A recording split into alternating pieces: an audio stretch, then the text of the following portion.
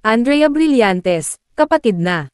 Officially kapatid na si Andrea Brillantes matapos siyang pumirma ng kontrata sa TV5 Network pagkatapos ng 15 years ng pagiging kapamilya.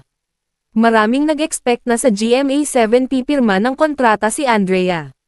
Si Mr. Johnny Manahan na ang mamumuno sa talent arm ng TV5. Naganap ang pirmahan ng kontrata noong Huwebes na dinaluhan ni Mr. Manny Pangilinan. Welcome to MQuest Ventures, kapatid, Andrea. Andrea Brillantes! Hello! Totoo na to, Andrea. Ito na yun! Ito na yun! This is it. Welcome, kapatid. Let us say that officially. How do you feel about, of course, monumental contract signing and new page sa iyong karera? Well, syempre, I'm really grateful to be here, another family, and I'm really excited for what's to come. Wow! So, what's to come? Yan ang tanong ng lahat. Abangan nila. Basta abangan nila.